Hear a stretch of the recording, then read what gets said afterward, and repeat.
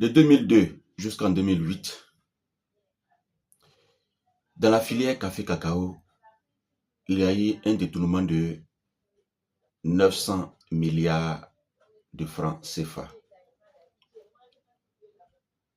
Les barons de cette structure-là ont été jugés et condamnés. Maintenant, en 2023, il y a eu une enquête qui a révélé que dans cette même filière, il y a eu un détournement de 326 milliards de francs CFA. Après ce détournement-là, il n'y a pas eu de condamnation.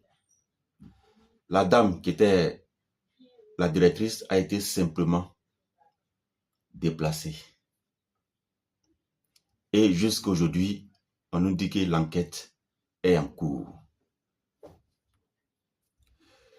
Ce qui me chagrine un peu, ce qui est aberrant dans cette histoire, c'est que en 2015, il y a un groupe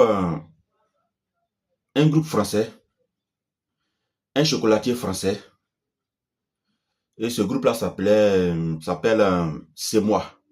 C'est moi, voilà. C'est un chocolatier français qui est venu investir, écoutez bien, dans une usine de transformation, 4 milliards. Vous pouvez faire, ça y est là, je vais épingler tout à l'heure, vous allez voir. 4 milliards pour créer une usine, pour que les Ivoiriens partent travailler dedans. Et cet homme-là a été reçu par le premier ministre d'alors, avec les discours pour dire, ah voilà, des investisseurs privés viennent en Côte d'Ivoire. La Côte d'Ivoire est un pays développé. Mais pourtant, vous avez détourné plus de 1200 milliards. Les Ivoiriens ont détourné 1200 milliards.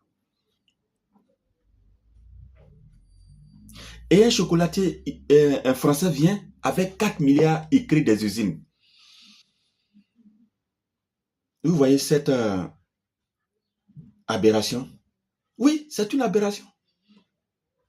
Voilà pourquoi on ne peut pas se développer en Afrique à cause des détournements, à cause de la fraude, à cause de la cupidité. On ne peut pas se développer ainsi. Venir voler 1200 milliards de nos francs et un Français vient investir 4 milliards et on applaudit. C'est ce que je voulais dire. Si l'histoire, vous pouvez faire les recherches. Hein. Si cette histoire t'a plu, like et partage. Tu peux aussi t'abonner. Demain, nous aurons une autre histoire.